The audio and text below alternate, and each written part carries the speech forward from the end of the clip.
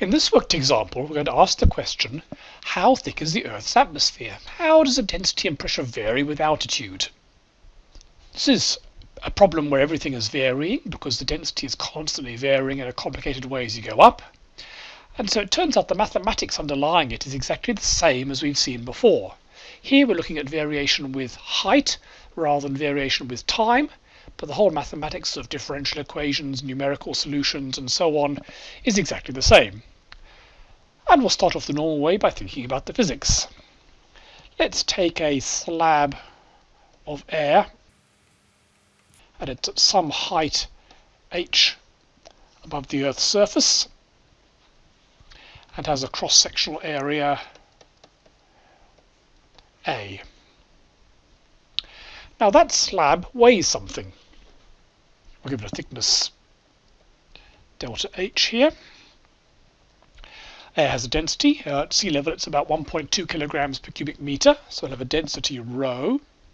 So the mass of that slab is going to be equal to the density times the volume, and the volume is going to be the area times the thickness. So that means there's going to be a downward force on that slab, which is just equal to downward force equals mg.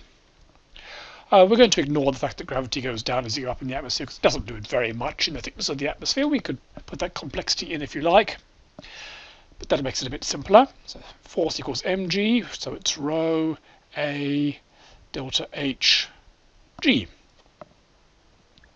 So if it's a cubic meter of air, that's a mass of about 1.2 kilograms at sea level times g, so it's about just under 12 newtons force downwards.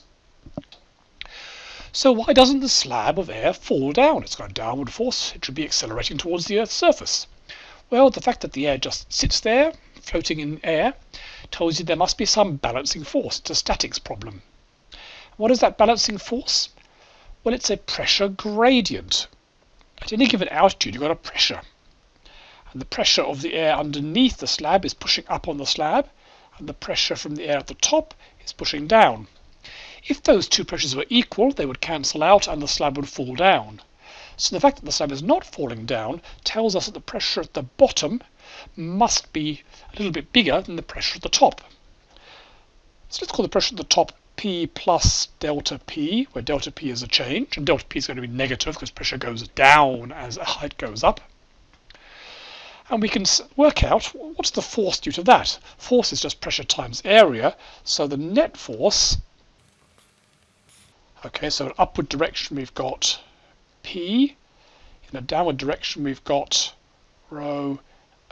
P times the area, pressure times the area of our slab, rho A delta H G, which is the weight of the slab, and then we've got a downward force on the top, which is going to be the area times P plus delta P.